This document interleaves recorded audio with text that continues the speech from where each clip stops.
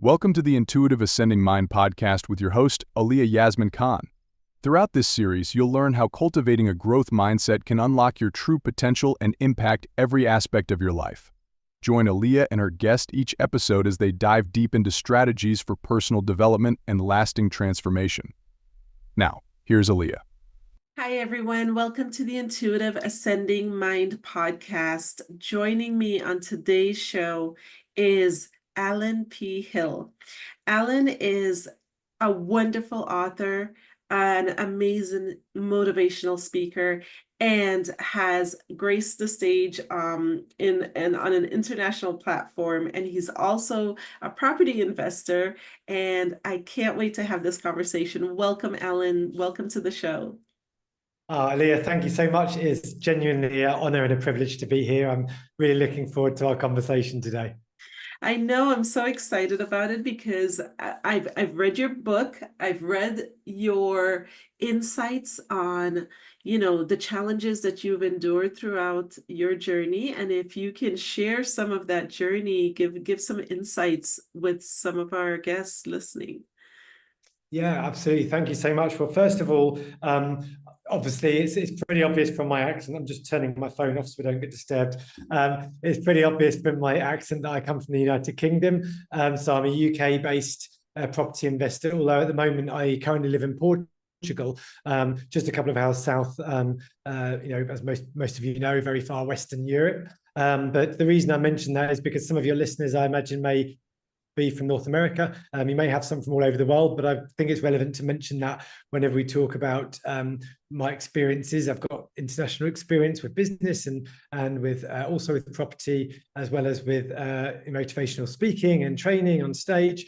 But my property stuff is mainly focused on the UK, with a little bit in Portugal and Brazil. But yeah, I don't know how you'd like me to start. I can talk a little bit about how I get on stage around the world on my property investing journey. But the main thing that I want to do today, Alia, is make sure that whatever I share is a conversation and one that's really of value to your listeners as well. So before we even kick off, I want to thank everyone for having me. Thank you, Alia, for having me here, and thank everyone for being open to listen to someone that you probably haven't heard of before. So thank you. Oh, it's my pleasure. I was so excited. I love connecting with such individuals. We have a wonderful thing in common, which is Brian Tracy. We've both done books with Brian. And Brian is just so full of knowledge. And you've actually shared the stage with some very famous people. And That's I would right. love for you to share some of your speaking engagements. Absolutely. Well, I mean, the long and short of it is like some people will think, gosh, how do you get to speak on these stages all around? I mean, I've spoken on stage now, I think it's 23 different countries on at least 5 of the, if you call it 7 continents or whatever, all over the world. And it's been a wonderful thing. But I'm sure there are some people that think, oh, he's one of those guys. And, actually, it started all from a very humble place. And I was actually just teaching my own training programs, traveling all around the world, teaching my own stuff. And the reason I was traveling all around the world, teaching my own stuff about property, about success, about personal success and financial freedom, was because I'd achieved financial freedom myself through property. For those of you that know, you're probably aware, and some of you may not, that the way often financial freedom is determined, if you follow the likes of Robert Kiyosaki and people like that, is when you have passive income. That is income that you're not having to work on a 1 hour or a 1 day basis to earn that money. So that passive income, once it pays for your lifestyle, then that's what we call financially free. So I had this opportunity to go traveling around the world when I became financially free, but I didn't just want to travel and take photographs and be a tourist, which we did do that, but we wanted to kind of connect with local people and travel with a twist. So how we started this journey of being an international speaker, trainer, and coach is really from doing that tour and starting with some very small rooms in countries I'd never set foot in before, and managing to get some people together who hadn't heard of me either. Maybe 6 people in some places, maybe 30 in other places. We had really small rooms. Sort of that kind of a range was typical, 6 to 5 or 6 to 30 people. And then I got invited because of posting on Facebook and because of the works that I'd done as a student through a promotions company called Success Resources. The connections that I'd had, other fellow students, and also the the management of success resources noticed what I was doing. And in particular, there's one link that I have to share that all got it started, and that was a connection called Blair Singer. And he is someone I've shared the stage with. Some of your listeners who are fans of personal development and financial development may have heard of Blair, predominantly through his business partner, his longtime friend of over 40 years, I think it is now, Robert Kiyosaki. So he's a rich dad advisor to Robert Kiyosaki, is Blair Singer. And he is the one that teaches many of the world's best trainers in the world how to teach and how to sell and how to train on stage. And so it's through him, through Success Resources, that I actually learned how to do this, and I could go out around the world and teach my own training programs. And as I said, I got noticed and connected already as I was with Blair through being one of his students. I then decided to take things a bit further, do further training. Long story short, I just put myself out there, and I got invited to do. I mean, I didn't get paid. It was not a paid event, but I got invited. My first ever major event was about 300 or 400 people in Bangkok in Thailand as I was on this world tour. And I happened to be in town. They were doing a multi-speaker event. They thought, you can come on. They knew me through Blair Singer. And I said, okay, that'd be amazing. And so if anyone wants to see a little bit of footage of that from my website, allanphill.com, and you can see there's a little video there. So that was my first major break, as it were. And from there, I kept doing my own thing. I kept teaching success and financial freedom. And then through getting together with Success Resources, some of the people that are listening may have heard of them. They're probably the world's biggest seminar and events promotions training company. I'm not a member of their staff, but I'm now one of their speakers. So they'll fly me in different places to speak. And how that all came about was through this training and seeing what I did and being invited. And I just volunteered to show up. And so long story short, I can tell you more, but long story short, I've had the privilege of standing on stage with Robert Kiyosaki. I've shared many meals with him and private trainings and all of this stuff, gotten to know all of the Rich Dad advisors, which is a huge privilege, as one example. Yeah. And I can tell you more as well, of course, if you want to hear more.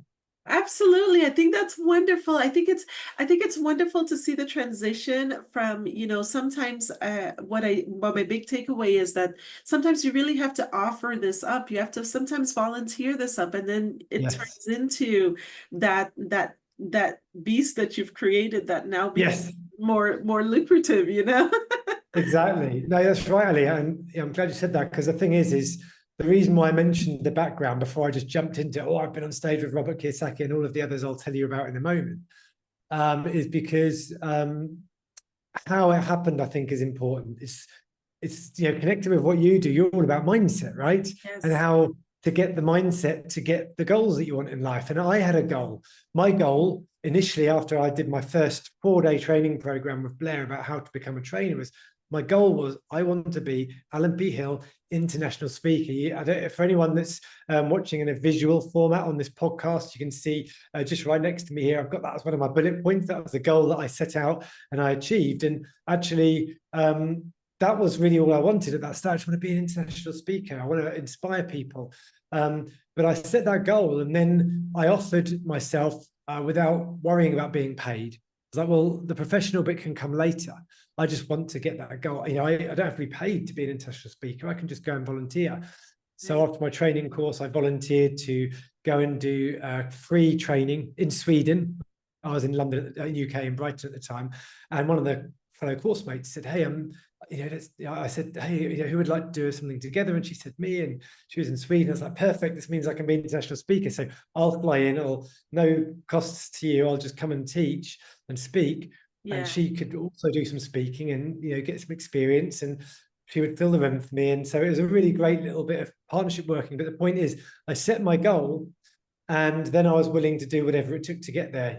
I always say my code of honor is, I take this from Blair Singer, be willing to do whatever it takes, legally, ethically, and morally.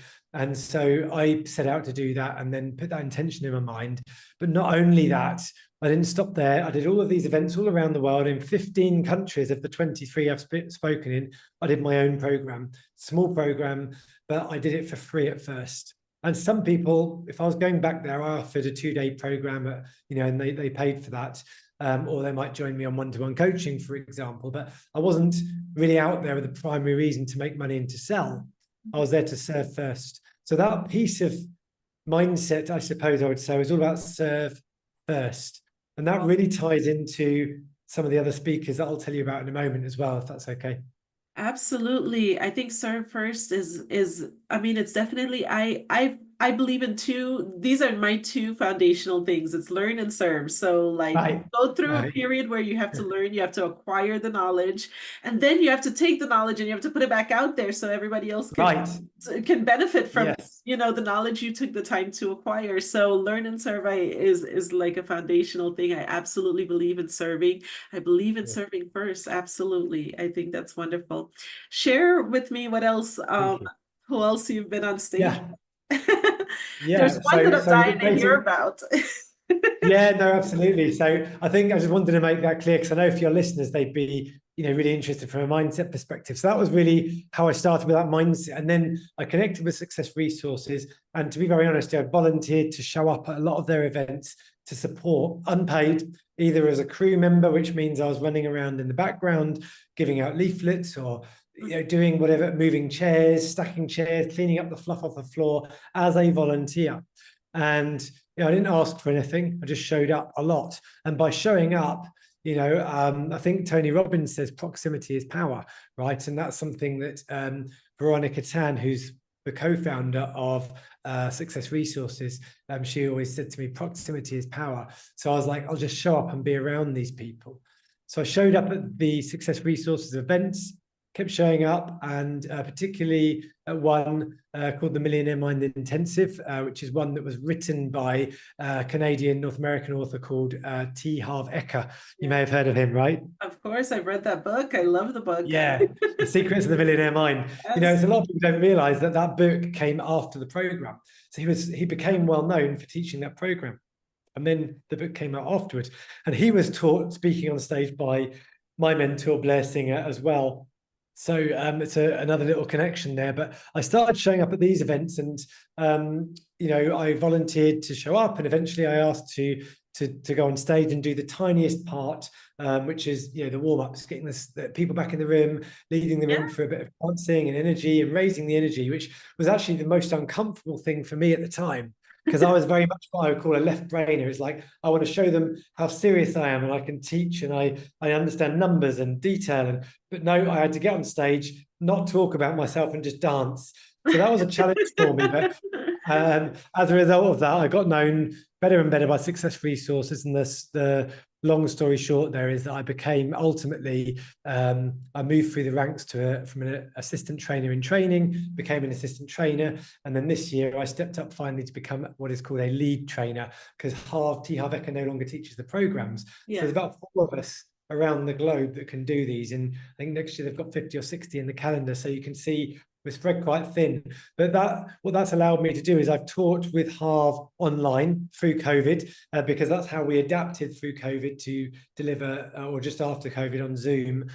So that was a wonderful opportunity to work with him. And obviously I'm now one of his trainers. So there's Robert Kiyosaki, who I've been on the stage in multiple countries, T. Harv Eker online, teaching his program online, and now live, not with him, but with the other trainers. We do that one in person, and also a hybrid version now as well. So that's Harv. And then another one that you'll know, I'm sure, being in the game that you're in, of course, is the one and only Anthony Robbins. So Tony Robbins, I've not actually stood on the stage with him, Alia. What I've done is, through COVID and through my connection with Success Resources, I actually did 3 trainings for UPW, his signature program, Unleash the Power Within. And ultimately that was about introducing people to Tony, teaching them through Tony's content, and encourage them essentially to join Tony live, online live, for Unleash the Power Within. So those were the kind of where I was sort of starting to make my moves. And then, beyond that, it's, I've had a lot of experience with other people like Blair Singer, Robert Kiyosaki's trainer. He's his advisor in training. He taught him how to teach. He taught not only Robert Kiyosaki, but T. Harv Eker and many of the world's most successful trainers these days. So those are kind of really the most well-known of the people I've shared, as well as obviously Tony Robbins, albeit only online. And of course, more recently, through my association with the legend that is Brian Tracy, when I was invited to compare at an event that he was there live in person. I was introducing him on stage and other speakers and so on. And aside from that, it's all of the wonderful people I've met along the way, all of the Robert Kiyosaki's Rich Dad advisors that have toured with us, wonderful, wonderful people, super smart. And just, this is one of the beautiful privileges. But I didn't get, these are the sorts of things where I just volunteered to show up. I wasn't there for the money or for whatever. I got to make these amazing friends. Now I've got many of these are people on WhatsApp, and just a wonderful connection to have. And I feel truly blessed. So honestly, by setting out to serve first with that mindset we talked about earlier, it's led me to personal friendships with some of the best coaches and trainers in the world. That's an amazing story. And there's something so powerful in putting yourself in a room with individuals that are vibrating on a certain frequency. Yes. I absolutely believe in doing that. Sometimes I push myself to do it even more on an uncomfortable level. I know when I was getting into real estate, like I would put myself into a room with real estate investors at least once a week so that I could just be in the environment, so I could just get used to like what the environment felt like, learn their lingo, learn as much as I possibly could, because I wanted to I wanted to master passive income. That was the primary thing. I wanted to master it. And I remember like the first year of me doing it, I was like, oh my gosh, like I have the financial freedom, and it didn't take very long. And that's my advice to people out there. Just get started. Just take the first initial step, because it doesn't take very long. And once you start to build and rewire your brain in a manner in which you're starting to think like these other individuals think, you start to see things through a different lens, a little different perspective, and you automatically kind of start adapting to that method. Because in all honesty, for the most part, like we're very kind of isolated. We have to push ourselves to be in that space. You have to push yourself to go volunteer. Yes. And you had to know that, like, I'm doing this, and there's not going to be much return initially, but like everything that we do, like even if you're investing in the stock market, there's not much return initially. There might be some highs and some lows, but the long game is what matters. And over the time, you've acquired the knowledge, and you've acquired all of this amazing insights based on everything you've heard from the greatest of the great minds, right? That's out there. Is there a system that you apply into your life that you feel like ensures success for you? Like, and it could be real estate investing, or it could be the way you approach your speaker tasks. That's a great question, actually. I think it's a really important question. I just want to touch back briefly on what you said about the, getting started and being in the room and trying to learn, and the analogy of the stock market. It's a beautiful example, is the exponential growth curve. Now, everyone knows me as being very left brain, very data oriented, and everything that I do around property is data driven. For any clients that work with me, I help high net worth individuals and business owners invest in properties. And what I do with them is I work through the numbers. And what you said just made me think of that exponential growth curve. So for those of you that are listening but can't see, it's like a hockey stick curve. It's flat for a very long time. It gradually increases and suddenly shoots up. And so a lot of people see you at the peak of your success. For me, being on stage, leading an MMI, a Millionaire Mind Intensive program, or speaking, being invited up onto stage by Robert Kiyosaki in a huge room or in many different countries, and being applauded by him, and all of these things were great peaks in my life. But when people see that, they just think, oh, something must be different for you. And what they didn't see is that slow burn all the way before the visible stuff started happening. It's the same with property investing. You start off, it's very slow and very dull for a number of years initially, compared to what happens later on when it becomes relatively much more exciting. So it's the power of compound growth. And that's essentially when you call it the snowball effect. Things start adding up, and suddenly it gets bigger, but it gets bigger more quickly than it did before. So for people that are new to this context, and this idea, this concept. It's not just like, well, 1 + 1 is 2, + 1 is 3, + 1 is 4. No, that's not compound growth. It's kind of like saying 1 + 1 is 2, + 2 is 4, + 3 is 7. And it's kind of still going slowly. It doesn't sound that exciting, but actually that rapidly goes extremely quickly to a point where if you say to someone, you can trick them out with this question, say, would you rather have $1 million or would you have a penny or a cent that doubles every day for a period of 30 days?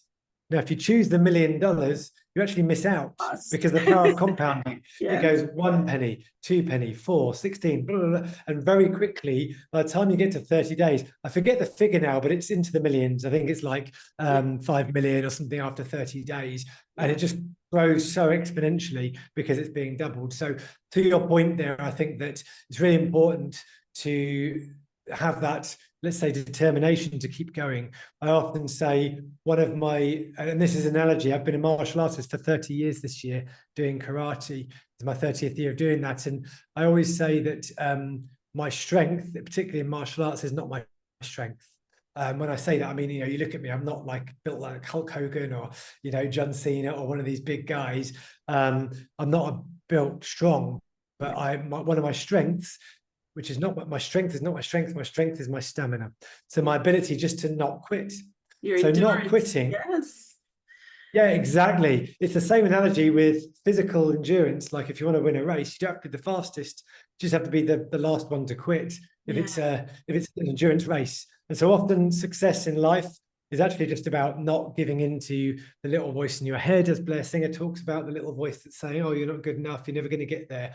And just keep going. It's the same thing with even with podcast game, however long or short you've been doing it, initially you'll think, oh, are my listener numbers ever going to grow? But suddenly you can hit this curve and it will shoot up. And then people will say, oh, wow, this amazing person, they've done all this amazing stuff, but they didn't realize that you're grinding it out, just producing without much necessarily public applaud for quite some time. And it's the same with me with my journey, not only in property, but also with public speaking. So I think it's a universal principle to just have that stamina. If you like something, and this is how you make sure you have that stamina, which is the natural question that listeners will be asking right now. Well, how do you get that stamina?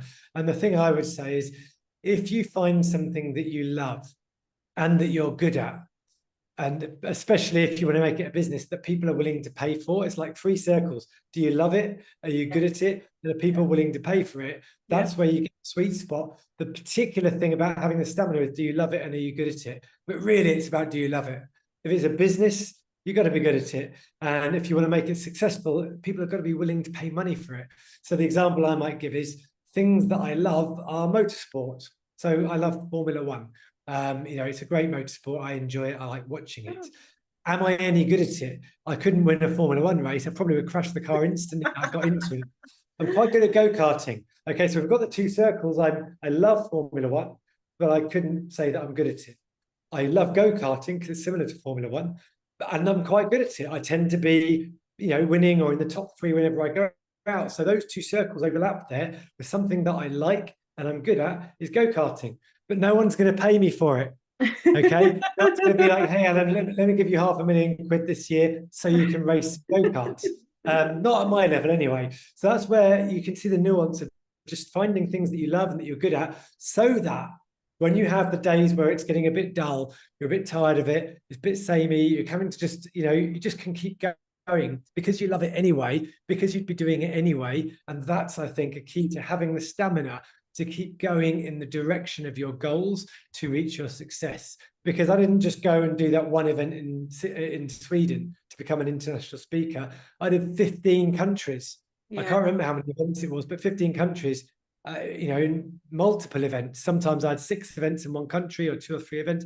So that's just my own stuff, and then with the Millionaire Mind Intensive, before I even got to a professional speaker status where I'm being paid, I think I probably did maybe 12 or 14 events where I would show up for 3 days unpaid, pay my flights, pay my hotel. They'd usually feed me because it's busy, you can't really leave, but that would all be my cost and my time.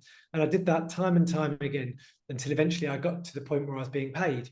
And eventually then I got to the point where I was being extremely well rewarded for what I did. So stamina is definitely one of the things. But I have one other thing to share as well, but I'll flip it back over to you as well. I think that's wonderful. I believe in the consistency. I believe in resilience. I know that that's what makes the difference. I've seen people acquire a lot and then just walk away from it because at a certain point, you're always going to be challenged with downward spirals. Like you're going to go up. I mean, it's just like watching the stock market. It goes up, it goes down, it goes up, it goes Yes. down. And life is about that rhythm. And if you can't build the resilience to weather through the downward spiral, then it's going to be even more challenging to spiral back up again. And so many times I see people get to that critical point where they have the opportunity to keep pushing forward and they walk away from things. They quit too far in advance. So I love the knowledge and I love the insights that you shared on the stamina, because stamina and endurance and resilience is part of our will, it's part of our faculties, and we have that. It just has to be developed. And Right. the ones that stay dedicated to developing that willpower and that endurance are the ones that end up winning, because it always is a long game. It's never, the problem is people are into instant gratification. Give it to me right now. I Yes. do it this week. I want to see the results next week. And it doesn't work Right. that way. It Right. doesn't, you have to take time. You got to dig up the dirt. You got to plant multiple That's right. seeds. And then That's you have right. to water it. It's not done. You got to feed it. You got to give it nutrients. You got to water it. And as it starts to grow, you got to even attend to it some more at that point Yeah. and monitor it and make sure that it continues to grow. And then once it becomes this healthy, strong plant, like you're always going to reap the benefits from it. Oh, you're right. And I think if people are impatient and wanting success instantly, and by the way, I do believe it is possible to have success very quickly. Don't get me wrong. I'm not one of these people that says you can only achieve success through hard work and time. There are some people that get a good break. Being in business means you're in the game. When you're in the game, you're prepared for good luck to happen to you, but you can only have that happen to you if you're in the game. So my point is that stamina is, I think what I'm trying to say, when it comes back to the stamina point, is it doesn't feel like a drag if you love it.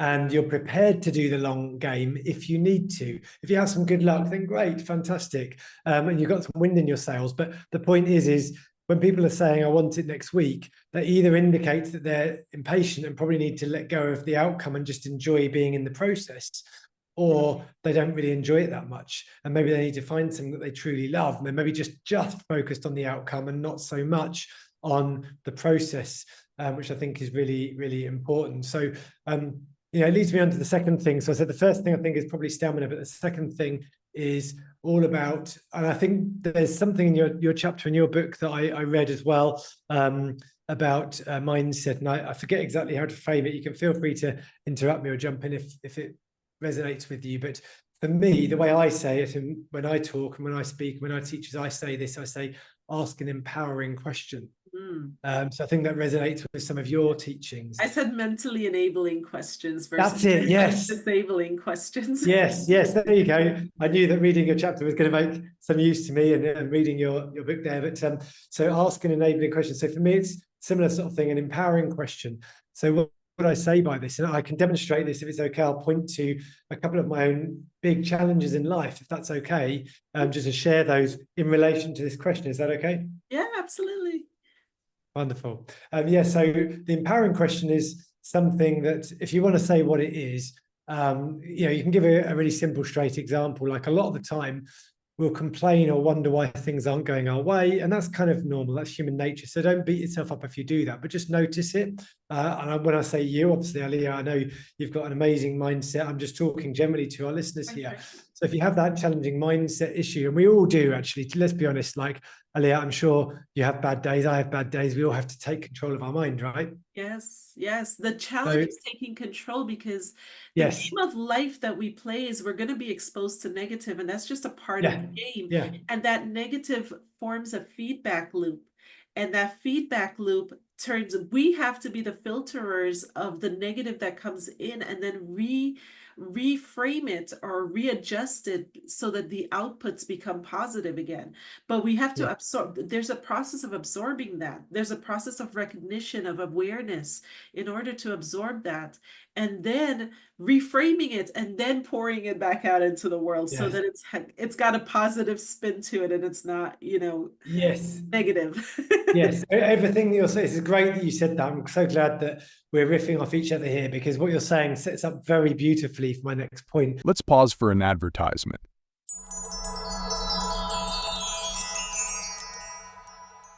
Are you tired of feeling stuck? Unable to reach your personal goals? Imagine unlocking the powerful duality of your mind to propel yourself towards success. With our mental duality guide, you can finally achieve the personal development you've always desired. This guide is not just another self-help book. It's a transformative resource designed to help you harness the hidden powers of your mind, guiding you through the building blocks to create a structured approach to goal setting and achievement. What's in it for you? Clarify your goals. Learn how to define what you truly want in life. Overcome mental blocks. Identify and dismantle the barriers holding you back. Boost your confidence. Develop a stronger belief in your ability to succeed. Achieve consistent progress. Implement strategies that keep you moving forward even when challenges arise. But how do I know this is real? Countless individuals have transformed their lives using our techniques. One user, after applying the principles from the guide, reported a 91% increase in productivity and a newfound clarity in their life direction. Here's the story. Like many, they struggled with conflicting thoughts and feelings about their goals. After engaging with our guide, they learned to balance their rational thinking with emotional insight, leading to breakthroughs they never thought possible. And what are the guarantees? We stand by our guide with a 100% satisfaction guarantee. If you don't see progress within 30 days, we'll refund your purchase. No questions asked. Why now? The longer you wait, the longer your dreams remain out of reach. Don't let this opportunity pass you by. Take action today and start your journey toward personal growth and achievement. What do you have to lose? Nothing but your limitations. Join the ranks of those who have discovered their potential through our mental duality guide. Act now and unlock the door to your future. Let's get back to the podcast. Which, and for listeners here, one thing I'll say is that the more that you study and invest in yourself and personal development, the more you start to notice patterns. And patterns like exist in nature. You look at the Fibonacci sequence, which is in the birth of stars, it's in the curvature of shells, the growth of sunflower seeds, on the shape, and all of these things. We're noticing similar things.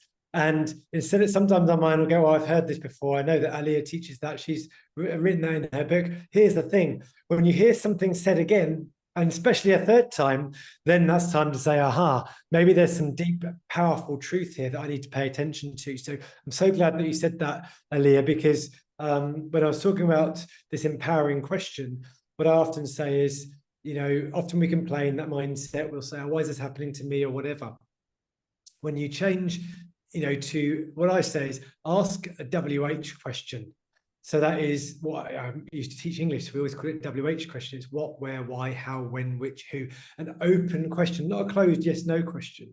What, why is this happening to me is a WH question. So tick the box for that, but it's still not positive. So then you frame it into what I call an empowering question. So the answer to the question needs to be something that will move you forward closer to what you want. Can be further away from what you don't want as well. That's possible, but it needs to be something that will improve your life when you find the answer. So here's a good example that you hear from someone like Robert Kiyosaki talking about financial freedom. Might say, ask better questions. Don't ask, why can't I afford that? Or don't say, I can't afford that. Instead, you probably know what I'm going to say, Alia. You say, how can I? Yes, how can I afford that? So what do I need to change in my life? What investments do I need to make in order for me to achieve that goal? If I want a sports car, what property investment do I need to make that the monthly income will cover the monthly payments? So I'm basically getting it for free.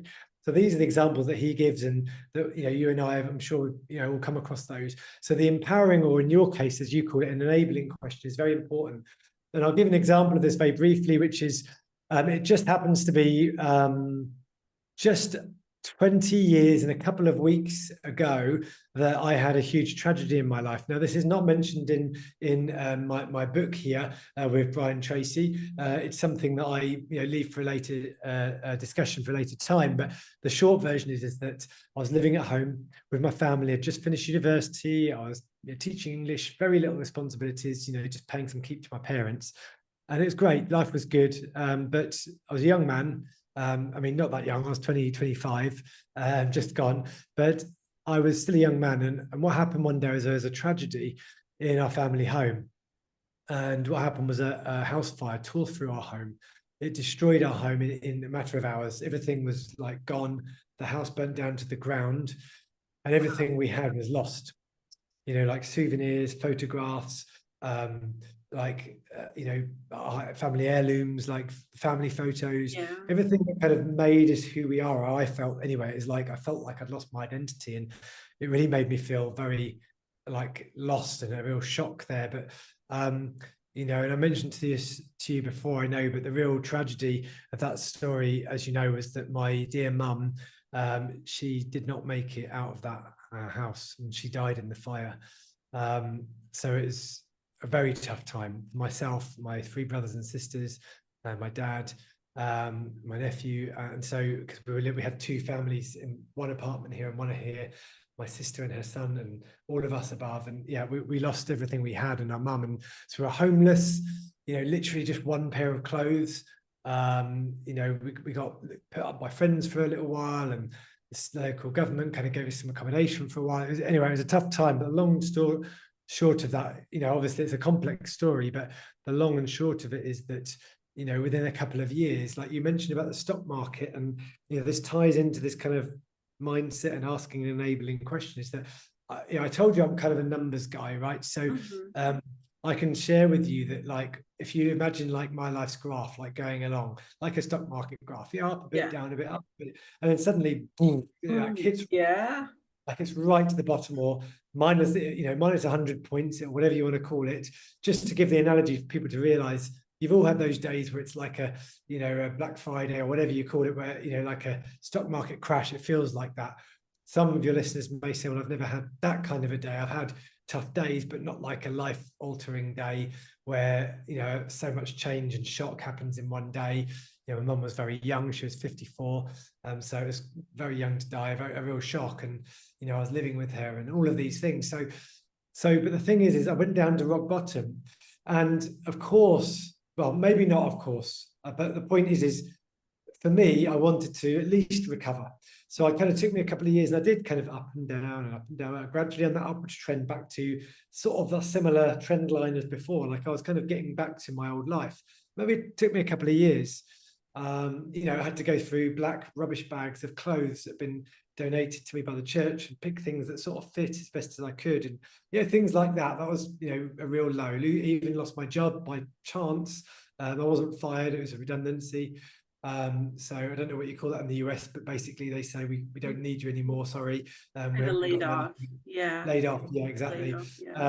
So that happened, all of that stuff. And the months after the fire, I had a long-term girlfriend, she and I broke up, and all of this. So it's tough times. All of the stuff that goes along with that, all of the mental and emotional stuff.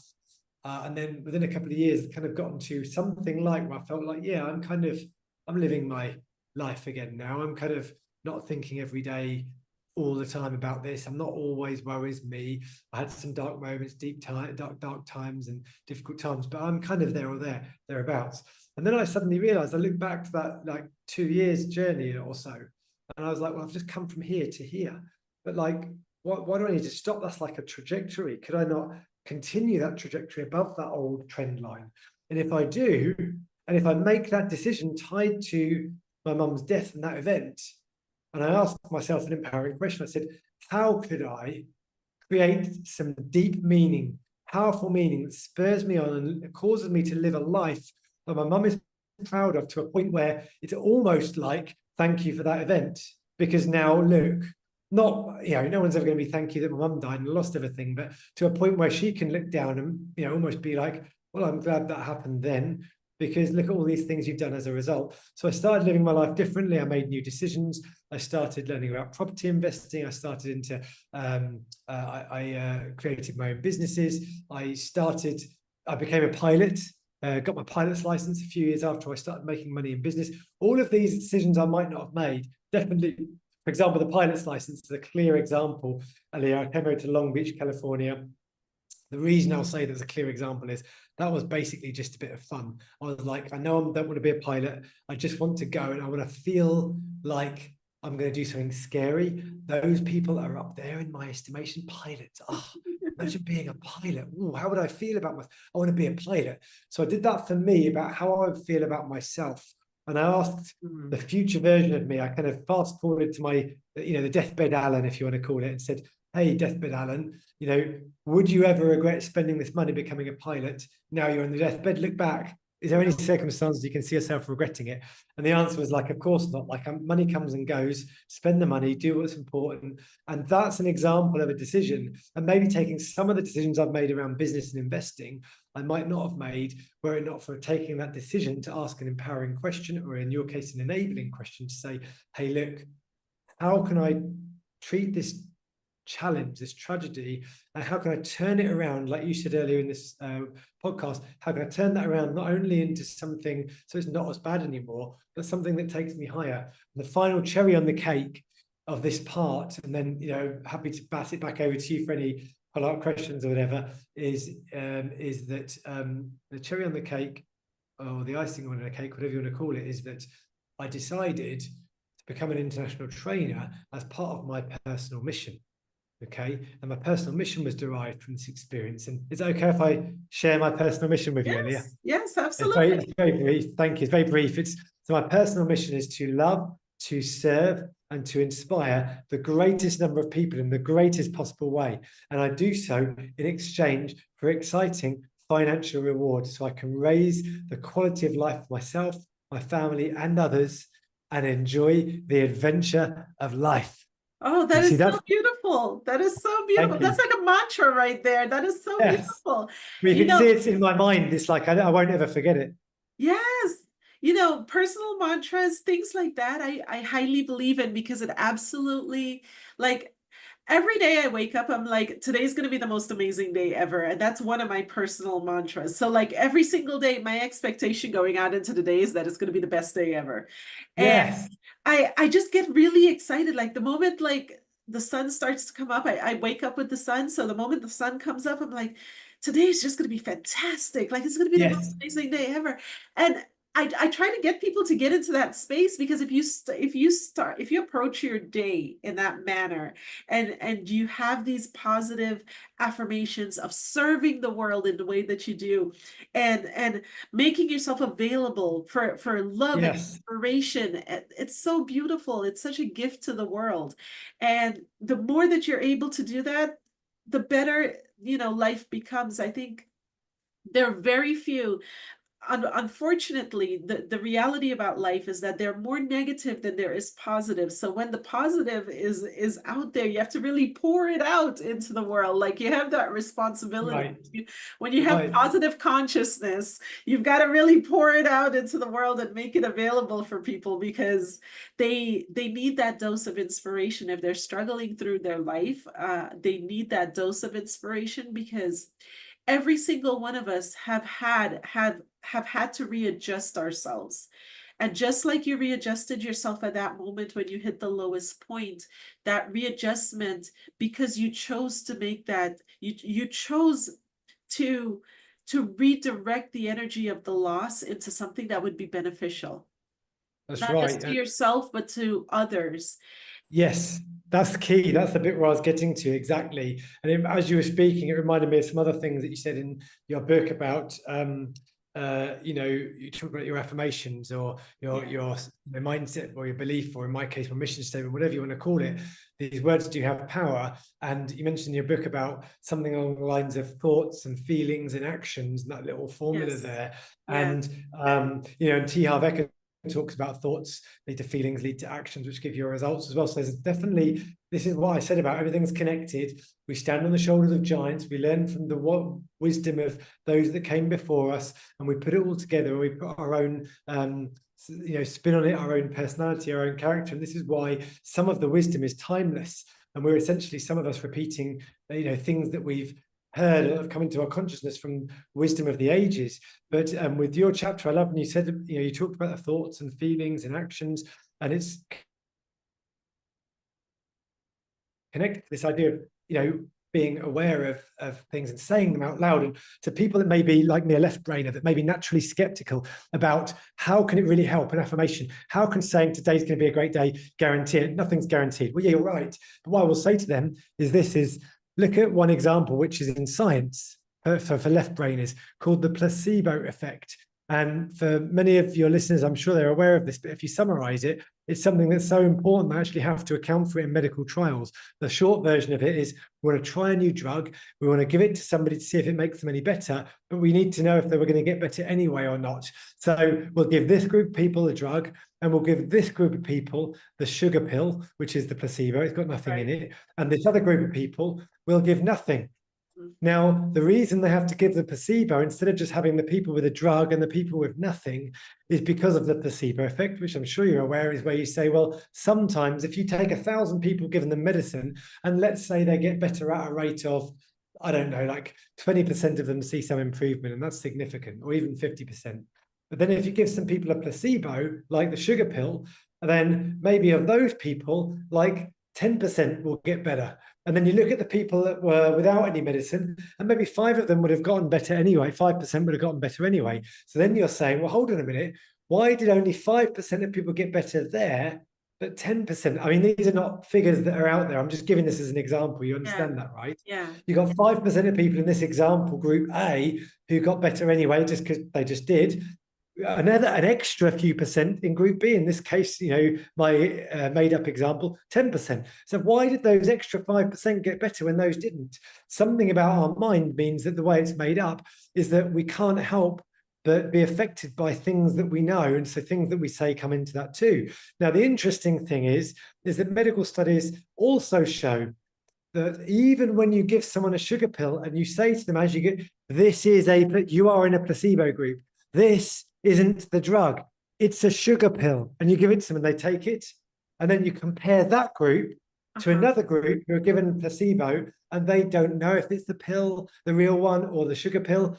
The people who get told this is a placebo still get better at a faster rate or a higher statistical rate than the people who get nothing. So what we're saying is, if you're ill and there's a pill that can help, I'm not recommending everyone go out and take drugs. I'm just showing the point that our mind is more powerful than we realize. Because if you can take people and give them nothing, and there's a statistical outcome of how much that group of 1,000 people will get better, and you can give another group of people, another 1,000 people, a pill and tell them it's a sugar pill, and those people will get better at a higher measurable rate than those other people, even though they know it's a fake pill. There's something interesting about what's going on with our mind. So what I will say is, there's so much we don't know. And so for left brainers out there who are skeptical about how much our mindsets really affect us, what about science and measurable stuff? No. The point is science is continually developing, continually evolving. Only when I was a child, they were talking about Pluto being a planet. Now, apparently, it's not a planet.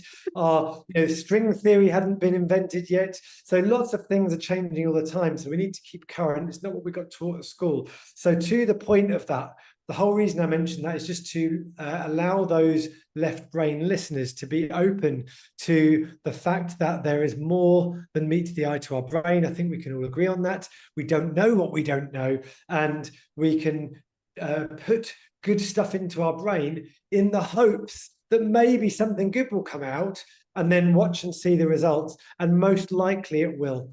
I think intuitively we'll know, if you surround yourself with encouraging people, children especially, positive people, like-minded people. What is that phrase Jim Rohn said? He's an amazing guy, one of my favorite speakers and trainers and motivational people. Jim Rohn, teacher of Anthony Robbins, he said, you are the average of the 5 people you spend the most time around. Meaning, like by listening to Alia's podcast, by listening to the 2 of us here today, you're surrounding yourself with financially free people, with people who vibrating on a certain frequency, with published authors, and we do the same. We're not telling you to do stuff that we don't do. Would you agree, Alia? Absolutely. You have to push yourself to be in that environment. Taking it back to the pill, Yes. it's belief. It's, belief is the foundational part. Um, Yes. when you're taking something, you believe that this is going to impact you. I have a strange relationship with doctors. I actually don't always believe in them. I go to Right. them for just the statistics if I need to. And I mean, it's been probably like over 10 years since I've really had to be at a doctor's office. Right. But I go for knowledge. I go to do the checks and figure out, is there something that needs to be balanced within me? Right. And I don't go to them for a prescription. I look at it and then I say, okay, how will I adjust this? And I'll tell you a secret. Like, for 10 years, I did not have this belief system. And when I was 27 years old, the doctors told me I had a wheat allergy. Now, my mom was terribly sick because she had celiac disease. And when the doctors told me I had a wheat allergy, I believed them. There's something called epigenetics that's so magnificent. When I learned about epigenetics, I started to control the genetics. Anyway, the doctors told me that. And for 10 years of my life, I stayed completely away from all things flowers, soy sauce, things like that. And I had to, because I was having my physical body actually had an allergic reaction to it. And when I became aware of epigenetics and I became aware of how powerful thought is, I started to question myself. I said, do you believe that because your mother had this, you have to have this? And I sat with that thought for a little bit and I started to dissect my thought processes. And I kid you not, it took maybe about 6 months. All of a sudden, the allergy disappeared. Like, I can have as much pasta as I want now. Not that it's the best thing for you; it's really not. Um, but I'm not restricted to the challenges that I had before. And I know that if I didn't influence the thoughts and the feelings and the belief system that I had, I wouldn't have been led to the experience, because my thoughts were, my mom had this, so now I'm going to get this.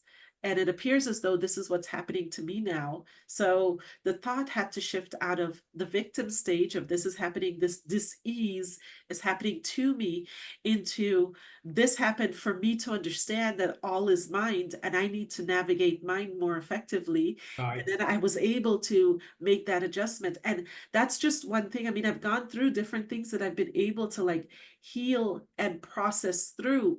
Like, everybody got COVID, and the majority of people had a respiratory thing. When I got COVID, it wasn't respiratory. I didn't have anything in my Right. and I got it. Actually, the same here. Yeah, same here. I was tired. I felt the tiredness. My body needed rest, and I just nourished it at that point, and I just loved it at that point. But I never experienced any of the extremes of having COVID, Right. and I know that that was a result of mind. And I also know that what we feed our bodies with is very important. So we have to eat out of the earth. I'm a big fan of saying, what you're putting in is going to determine the outputs as well, because you have to nourish what's going in so that the body can feel optimized. And Yes. just touching on that, I know I kind of veered off No, topic that's all good. here, but That's it good. all has to do with your genes, and it doesn't Yes. have to do with your genes necessarily. It has to do with your ability to manage the thoughts that impact the genes. And Dr. Bruce Lipton, I don't know if you're familiar with him, but he talks about this. He's done some experiments in these petri jars, and what he noticed was that cells that were growing healthier had healthier thought processes around them, and the ones that were in a cancerous environment just developed more of that negative. Like, we download this information from our environment, and then it expresses through the body. So the better we get at being able to control what's being downloaded, the better we get at the outputs Right. in our physical reality. No, I think that's very relevant, because, well, the example I was giving was talking about, taking back to your point of like thoughts and feelings and actions, and, sort of saying, right, whether you believe or not, your beliefs and your can affect you is kind of irrelevant, because science shows that things influence us that we aren't even aware of. So let's use that to our advantage. So to circle back to the story where we were going, which was just to recap, we talked about this stock market example, and my life went down to minus 100, and then it kind of rock bottom, and then back to normal again, roughly, and normal-ish, as far as you can say. And then I made these new decisions and lived above the line, as I call it. After that, made new decisions that the old Alan wouldn't have done if I didn't have the excuse to say, life is short. Look what happened to your mum. You don't know what could happen to you. It doesn't mean you've got to live in fear, but it does mean live like life matters, because you just never know. You can't guarantee that you're going to live to a certain age. You just can't. We all think that we're going to die in our old age because that's what we hope, but sometimes it doesn't work out like that. And so coming back to that point I was making about the cherry on the top of all of this cake, about living up above the line and doing these incredible things, it was based on that empowering question we talked about, which came from the right mindset, as you talk in your chapter, and I've mentioned as well, is that by asking that empowering question, how can I make this meaningful, and how can I help it turn things around for me, is that one of the cherry on the top was then not just doing all these things differently. It really started to change when I decided I'm going to start sharing this with other people.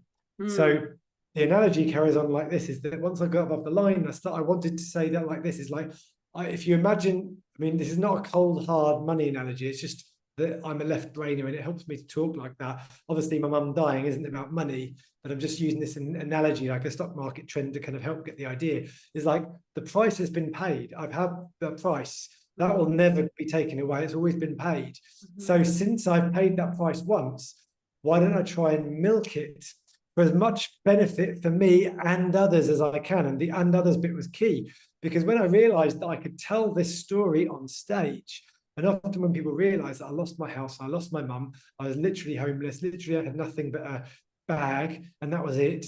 And then to go from there to being a multi-million-pound business owner, multiple businesses and multi-million pounds and multi-million-pound property portfolio and traveling the world and all these things, for people to see that, but to realize those humble and challenging beginnings, I think that's really important, to see the change from A to B and where I'd gone. But not only that, is that to realize that once I got there and I paid that price, I was like, I've paid the price, that's on me, I've had to deal with that. How can I turn this into a blessing, so that if you want to use the numbers analogy, it becomes like a net blessing, meaning that if you say it was a minus 100 points, I've got back up 100, I've kind of balanced it out to 0. Then if I'm above the line, and my life is like 20 or 30 points above the line, there's already 20 or 30 points worth of positivity in the world, because I've made a decision about that. But when I start telling other people, here's the powerful bit, this is the cherry on the top I was referring to. If I tell you one-to-one in a coaching call, or in this call right now, some inspiring story about this, and you're living on this stock market line, and you get a bit of a positive bump of 5 points or 10 points or just 1 point for the day, because you think, oh, that's inspiring, I should live differently, I want to do my life like I might not be here tomorrow, and have some amazing decisions and amazing stories to tell. Now that's a good outcome for you. It's like 1 point or 5 points or 10. And anytime I do any personal one-to-one work or coaching, that's the way that is. When I do it on stage, then there's 1,000 people in the room, sometimes 2.5, sometimes only 500 or 300 or whatever it is. The point is in a typical room size, it's frequently 200-300 these days.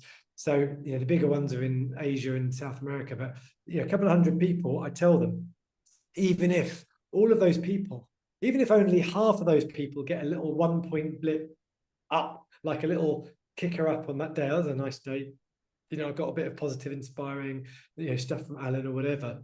That's, if it's half the room of 300 people, that's 150 points. And that's if they were only influenced by a little blip of 1. Maybe there's someone who had a house fire and they got a big 20 or 30 point blip because they're like, he's got my story, or they lost their parent when they were young, or they had some other tragedy, but because theirs was a tragedy and they saw I had one, they related it and put the same things together. And now they feel very encouraged, empowered, inspired. Then that's lots of points out there in the world. So the world has this, there's been this net loss, but then this world just keeps going and going, and it's leverage. So that's what ties into my property story, where I love to get leverage. That means you get more for what you've given. So, you plant seeds and you water them like you were talking about, and you get this huge crop. Or in the case of me speaking, one of the reasons why I'm motivated and why I shared my mission, the reason I shared my mission is because you can see that it's all about helping the greatest number of people in the greatest possible way. And one of the ways that I do that is by speaking on stage in front of large rooms. And I work with a promoter, they fill the rooms, that's all taken care of. I just get paid to show up, which is brilliant. But it enables me to live my mission, which is all about spreading more love, positivity, and blessing in the world as a result of making that decision. How can I make this meaningful? So now for every person that comes up to me and says, wow, that really changed my life. And I get a lot of those messages on Facebook and, all of this, and people coming up to me afterwards saying about what part of the program or what I said changed their life or really inspired them. That's all stuff that wouldn't have happened if I hadn't asked that question and if that challenging and horrible and sad event had not happened to me. So the long and short of all of that is like, you don't have to wait for a life's event like a -100 to happen to you to do what I did. I just made a decision.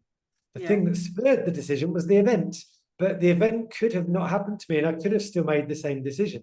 It just meant it happened afterwards. So what I'm saying is if that could happen to me, it could happen to you and your listeners, meaning that you don't have to wait for a challenging or tragic event to happen to make a life-changing decision.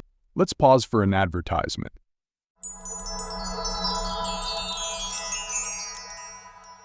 Hi friends, I have some really exciting news. I have just released the Mental Duality Guide to Life-Changing Results.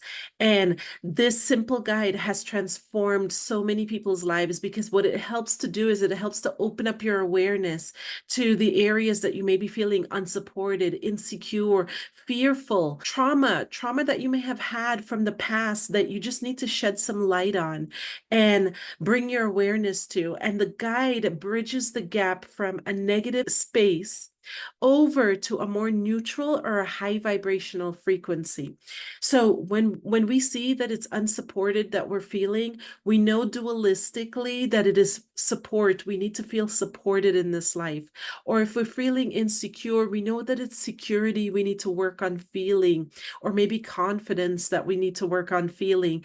And this guide allows you to open up how you actually feel. It allows you to kind of sift through some of the negative thoughts, feelings, and emotions that you might be experiencing and have a bridge to move them from a negative space into a positive space.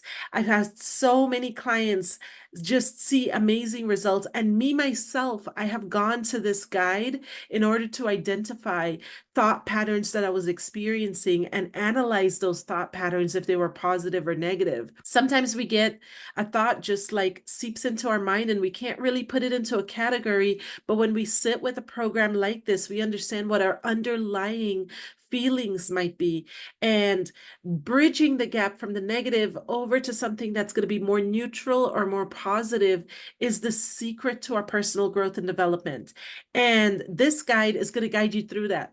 Hopefully one day you join us for the Intuitive Ascending Mind program, but this guide is free for you to work on. It's personal to you. And what it'll do is that it'll open up your awareness. And once you go through that transition of opening up your awareness, you understand the areas that you need to work on. And it also will give you some wonderful affirmations to help build you foundationally from the ground up into a more positive, more happier, more healthier version of yourself, and more wealthier, of course. Peace and blessings, my friends. Let's get back to the podcast.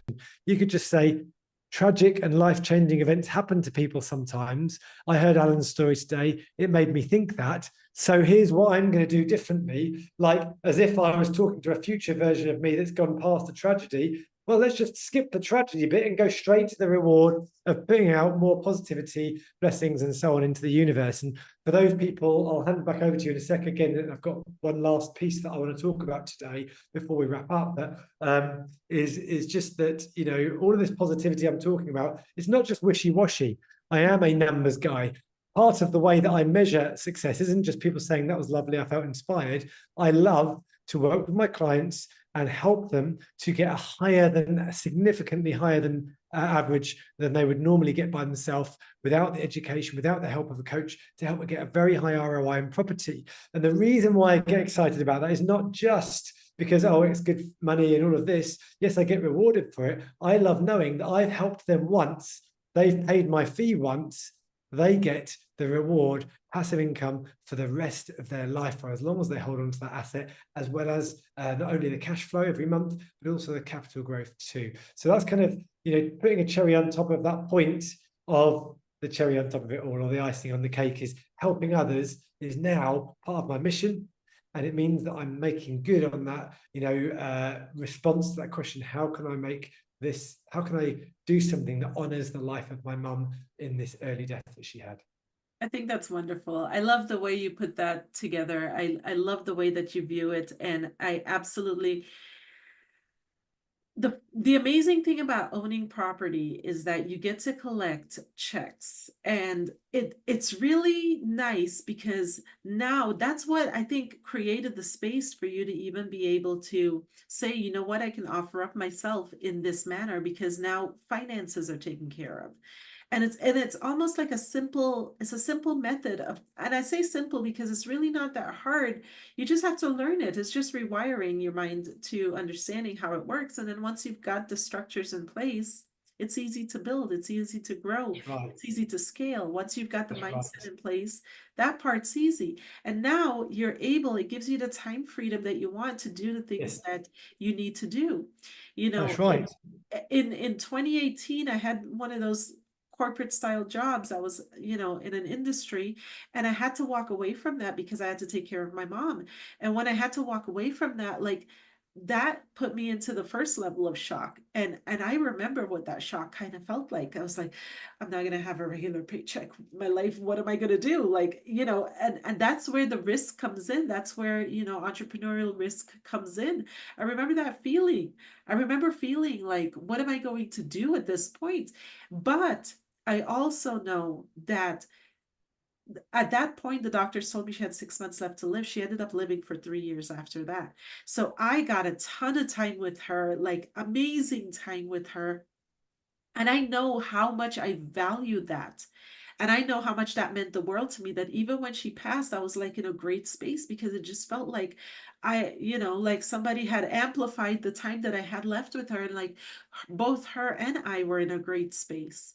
And it just felt really good. Like it's hard to explain, but much to speaking about how you lost your father, like I mean how you lost your mother. When I lost my father, it was sudden, and that put me into a spiral, and I had spiraled in, and I was very young at that point, and I didn't understand anything about the mind. I didn't understand why any of this was happening to me. I was 11 years old, and but I was able to take the knowledge. So when the doctors told me about my mom, I said, okay, well, what would I have done differently if it was if I had this opportunity? And I just looked at it as though it was an opportunity to just love her more, and bring more of me to her in a manner that I wasn't able to do in the past.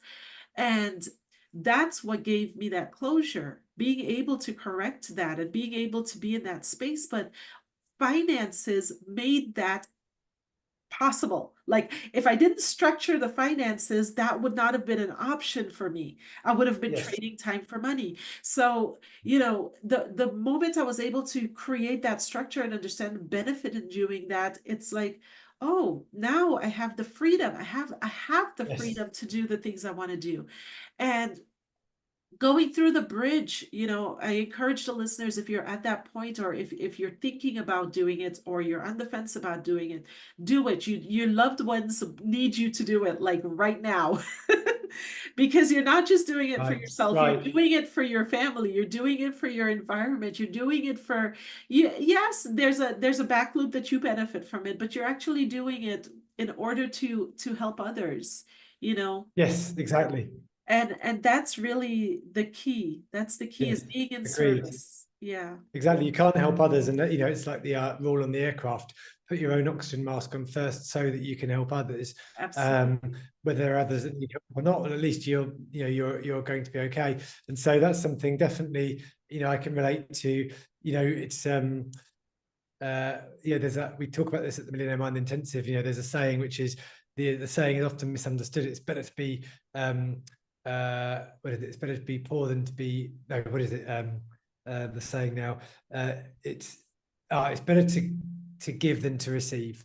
Yeah. And actually, when you translate it properly, the saying is, it's better to be in a position where you're able to give than to be in a position where you have to receive. Yes. So being able to give is an empowering place. You got to give the gift that made all the difference. We talk about percent points. You gave dozens and dozens, hundreds of points of positive blessings to your mum in the time that mattered to her, when she knew she was in her last phase of life, but she knew that you'd made decisions that meant you could spend time with her, which is, you know, absolutely amazing. So that's really inspiring to hear. And you know, it sort of brings me on to the last thing that I wanted to mention today, if it's all right with you, which is just actually what I've mentioned, you know, here in my book. For those listeners that are not seeing anything visual here, it's that Winning Strategies for Success by myself and Brian Tracy. And we also have a team of co-authors that helped just put that book together. So I don't know if you have anything you wanted to say before is it okay to start talking a little bit about that before we close? Absolutely, go.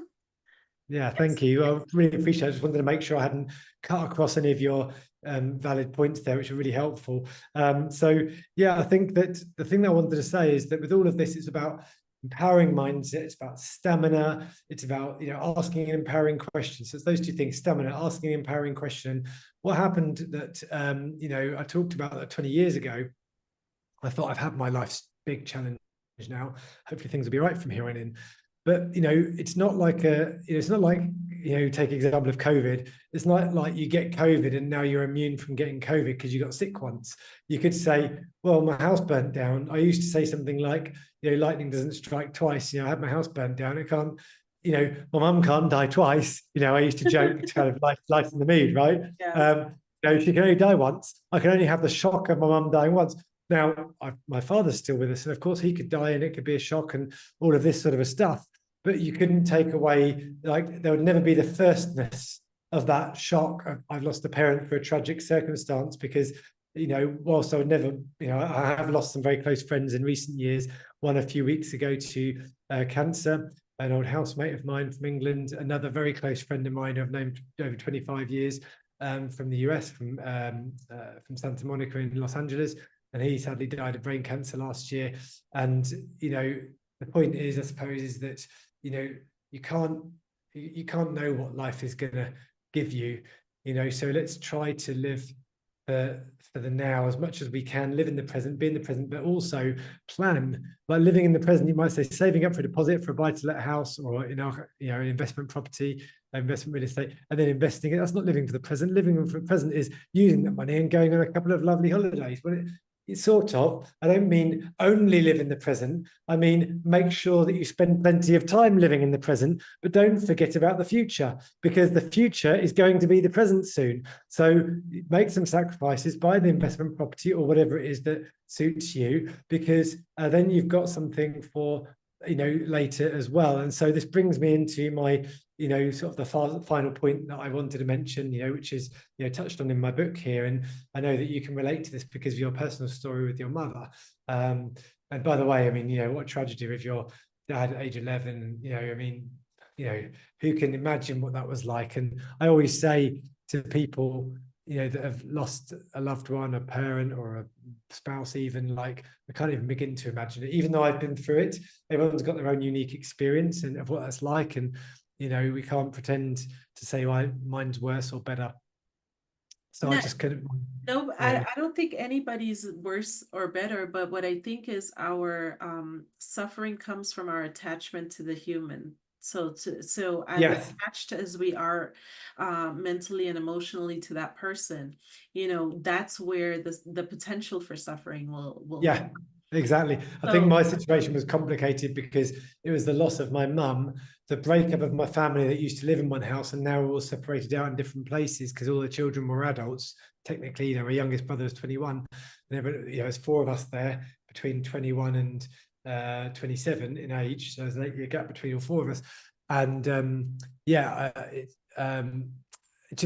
was, I guess it was such a sort of challenging thing to go through. But anyway, I slightly lost my point. Sorry, I think you were about to say something, weren't you? Oh, no. Well, my point to the situation is that, like, these things happen And it happens and you're almost like, even the separation that you experience, the separation is because Oh yeah. Yeah. I believe That's right. this is Yeah. my belief system, is that we get isolated when it's time to grow. Right. And it's in that isolation that we grow. So because I know this, when life gives me the isolation, I study what I need to study. It's my time to Yes. grow. So it's my Yes. time to learn. So I need to bring focused attention to what my initial goal was before the separation occurred. And Right. if I'm able to understand that this is a cycle of life, like whether it's your story or it's somebody else's story, like this is a cycle of life where something comes along and it isolates us. And when we're isolated in that moment, we have nothing external to reach out to. We have to reach within at that moment. And then the reach that we reach within gives us the opportunity to, it's either going to make us or break us. Some people can't stand being alone. So they reach their breaking point through the loneliness. But when they're able to break out of that point and they're able to make strides towards getting to know themselves, towards that self-actualization, when they're able to make those strides, then they step out. And when they step out, it's more bold, more bold. So even, your section in the book where you experience being in the hospital, I read that part Yeah. for about like 2 months. That's a level of isolation that, Yes. you're forced into that level of isolation. And in that moment of isolation, I can just imagine you must have felt alone, even though your family's there and they're coming to Right. visit you, but there is hours upon hours that you're lying there alone. Yeah. And in the alone time is when you start to redirect and reprioritize the things that are important to you. So Right. anytime we're forced into these positions in which this is happening to me, it's actually happening for you, Yeah. not That's to right. you. And Yes. it's for you to lay there, accept the isolation, know there's probably not a path forward at that moment, and live with yourself in that moment and say, That's right. okay, let's take account. What could I have done differently, or what would I do differently? And Yes. hopefully, as you go through that process of taking account as to what to do differently, you get another chance, like you did, Right. to come Right. back and do it different and do it better and do it Right. refined and do it to a higher level of consciousness and do it Exactly. louder to a bigger Yes. audience, Yes. you know?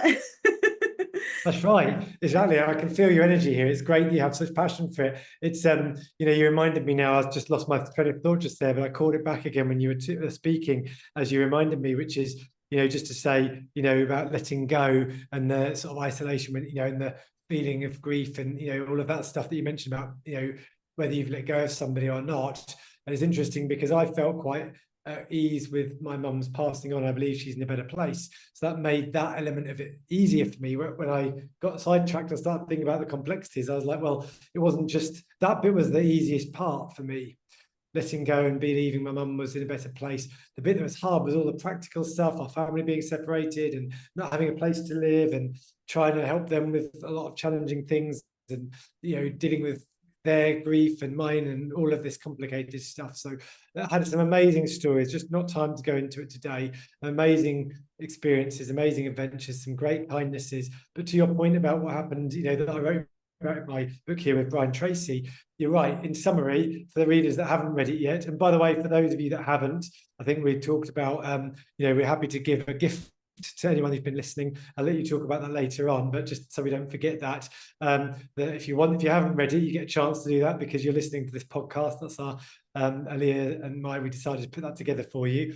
But what I'll say is in the chapter, I talk about 5 years ago, just under, it was Christmas 2019, I had a stroke. That's basically a bleed where your brain bleeds in a certain part and that disrupts what happens in your brain. And that wasn't a classic stroke where it's, I don't know all the details of what a real stroke is. I just know that mine was a specific type where it's not necessarily due to ill health or anything. They actually don't know why it happens. It's like a little raspberry, you might call it, or a blood, what's the word? A birthmark, we call it sometimes on the skin. But mine was just inside my brain. And it's quite common, relatively common. least 1 in 200 people, I think, have one of these things inside the brain. It just doesn't, no one notices it, and most of the time nothing happens. And mine happened to bleed a microscopic amount, like it was a tiny bleed of like a centimeter in, a circle of a centimeter. And when it bled a second time, whilst I was still in hospital, it went to 12 millimeters or 30, so like a few extra millimeters. So it's a tiny, tiny thing. But where it was on my cerebellum, which affects my balance and all of this. So I basically couldn't walk. My eyes were darting left and right, so I couldn't really read. I lost half a taste on one side of my tongue, although looking back, possibly that's due to COVID. I didn't know I had COVID because it was pre-lockdown. It was the month before lockdown that I was in hospital, and we just had heard about this thing in China, so as it's spreading around the world. So possibly that was COVID, I don't know, but I definitely couldn't see properly. I couldn't read properly. I was blurry. It was just a challenge for me to sit up in bed 3 times a day to eat. That was my goal, literally my goal each day. I couldn't read my phone. I could barely see anything, So all of the stuff that I loved doing, like watching movies, I couldn't do. I could barely think straight. I couldn't walk. I could just fall over all the time. I had to have help to get to the bathroom. I wasn't showering myself, lost 10% of my muscle mass. There's a real difficulty. I mean, it's a whole challenge. Like, you read the chapter, you'll find out. But at first, they thought I had brain cancer, and they put me in a cancer ward. And I was in a cancer ward for 5 days before they realised it wasn't cancer. And there, I was thinking about my life and how is my 9-month-old son going to get to know me? Do I need to record some videos? Fortunately, I was okay. They would be okay financially because I'd set all of that up and things like this. But long story short, is that, again, already while I was in hospital, in those first few days, like you said, there was a bit of space for me to do the thinking. It was weird and disrupted, and I had drugs going through me because they thought I had brain cancer. They pumped me full of steroids, and it disrupted my sleep and eating patterns, and it was a very strange time and quite surreal. But I did have time to think about, what was I going to do for my son, who I just had one at the time. And how was I going to live this life, and that I might have left, and how long would I have, and all of this. Eventually, I found out it was a stroke, but they didn't really have much encouraging news because I was still being sick repeatedly. I was vomiting every day, and they gave me triple a dose of medicine for chemotherapy patients that they normally give. So it was a difficult time. But the long and short of this, because I know we've been going for a while, we need to move towards a wrap up shortly here. But the long and short of it is that, I got out of hospital. A few false starts, another bleed in the 1 month I was in hospital just solidly, very downbeat, very disheartening to get out of hospital and then immediately have to go back the same day. Happened to be twice during a month where they released me and I had to come back again because I was sick straight away. So disheartening. I just wanted to be home with my wife, and just so disheartening. So I had to go back to hospital and spend the time in there, not knowing if I was going to be there forever, how long would I ever walk again, and then not knowing how long I was going to be able to work again, and all of this. Long story short, it took a real bit of grit and determination, but I discovered that, this was about heart and not about head, and I've been about my head my whole life, and so I had to learn how to dig deep. I just ditched the crutches on day 1 out of the hospital, day 2, whatever it was, and just started forcing myself to learn how to walk again, and, all of this, and started trying to get my body ready. A month later, we immigrated to Portugal within 5 days of hearing about the lockdowns about to happen. And we just ditched everything and went to Portugal, got an Airbnb and lived there for 9 months before we moved south to another Airbnb. And then eventually we bought our own home in Portugal, 10 minutes from the beach. So it was a story that had a good ending, but we didn't know it was going to have a good ending. And, I had my second son, and now they're 5 and 3. It's now 2024, 5 and 3. We've got this beautiful home, live by the beach in Portugal, and I'm very blessed. But you can see it's been a challenge. I've had to test my mindset a number of times. It hasn't been easy. I have had challenge days.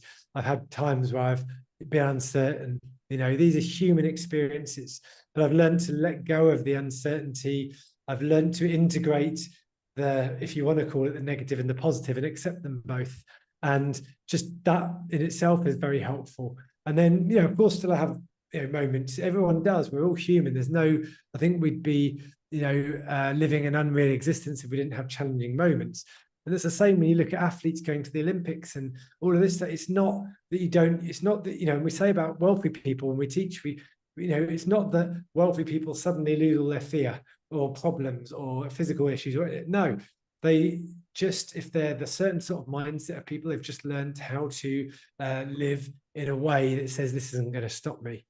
And so that's what I would say. So the whole point of that chapter was to say to people, you may be doing well in business like I have been, and you may be very well off already and financially doing very, very well.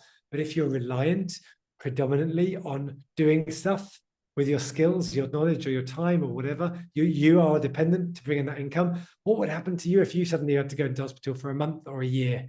Would your family still be here? Would they be okay? What about when you retire? You might be doing really well now, but what about when you stop? You know, have you got plans in place? And if you haven't, my suggestion in the chapter is to say, look, you know, why don't you put a few things into place right now? Let's get you some passive income right now, so that if anything does happen to you, at least, especially if you're financially free, because your passive income is enough to pay for your living expenses, then at least you're going to be okay, your family will be okay, and you've got some hope. And you know, the last thing I'll say is, even if you haven't bought your own home yet, that doesn't need to stop you from buying. I don't know how it works in the US, but in the UK, whether you're from the UK or not, you can buy a property in the UK, whether you're from any part of the world. Doesn't matter whether you own your own home or not. You can buy a property and you can get that passive income from the UK to the US or wherever else you are, or you can do it in the US. It doesn't really matter. The point I'm trying to make is not like, hey, come work with me. I mean, people are welcome to if they want to reach out. I'm just saying it's about realizing that sometimes stuff might happen that you might not be in control of. And we can do all the work up here to let go of it and get into a happy place and get into a positive mind space. And that is valuable. That's what you talk about, what you focus on, a lot of what we've touched upon today.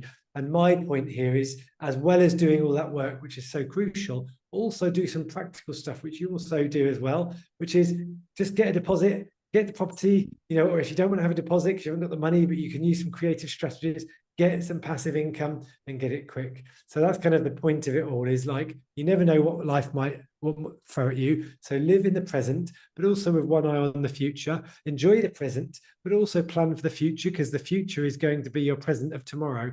So let's get ready for the present of tomorrow that we hope and wish for, but let's also enjoy the now, because it's all we've got. That's the only thing we're guaranteed. You know, well, last sort of one of my closing thoughts, I'll hand over to you if you want to move us towards a wrap up, is that, you know, one thing I put together from all of this, with my mum dying, and, you know, even with me having basically what I thought was, you know, a brush with death when I was told I had brain cancer. And then they said, well, it's either brain cancer or it's spread around your body, and it's just gone to your brain. And then 5 days later, it's like, actually, it's just a stroke, but we don't know if it'll ever happen again or if you'll walk again. All of that. What I learned from that is that, you know, they say about life, there's, you know, the common saying, there's only two certainties in life, that's death and taxes. Well, I would just say, what we do know is that at one day, at one point, we won't be here anymore. We all know that. Everyone knows that without a doubt. The one thing that none of us really know, even if we've been told that we've got 6 months, like your mum told she had a few months and then she had 3 years, we actually don't know how long we've got. We might have a bit of a guess. We might say, well, I'm this age now, unless something happens, I'm unlikely to last beyond 100, 120, you know, whatever. But the point is one thing we know for sure is that every day we rest our head on that pillow at night, we know that's one less day we've got less on this earth. And that is the same for every single human being on this planet. Every day you rest your head on that pillow, it's one day less. So let's make the best of what we've got left. We don't know how it is, how long it's going to last, but we know that we've got one day less. You know, today is the youngest we're going to be. Yeah, things, how can we live today as best as we possibly can, in the knowledge that at any point anything could happen to us or our loved ones? Let's try and carry that and remember that. And for me, the illness, I have regular reminders of it, is a reminder that the stroke, the blessing I get is I'm frequently now reminded of what I thought that I'd learned from that first time with my mum, is that life could end any moment. Let's just do what we can with what we've got now. And I don't always get it right. I don't always remember it, but I remember it far more frequently than if that hadn't happened to me. And so that's the blessing I get from that. So I don't know if you want to wrap things up or if you've got any last thoughts, words or questions, but for me, that's kind of all of the things I really wanted to share with your listeners today. That is wonderful. I think those are great insights and very profound. And I love the information. I love the knowledge that you shared with us today. I want to thank you so much for being on the show. I think you have brought a ton of value out to all of our listeners today. And I deeply appreciate you being on there. they're going to be able to get a free copy of your book. So Yes. they're just going to be able to, we're going to have it listed on the Intuitive Ascending Mind podcast Right. website, and Perfect. we will have it as a free download available when this podcast gets released. And I just want to thank you so much, Allan, for being on the show. It's my I pleasure. really appreciate you bringing your knowledge, your insights, your experience, and sharing some of that with our clients. I think that's wonderful. So thank you so much. Alia signing off from the Intuitive Ascending Mind podcast. Thank you so much, Alia.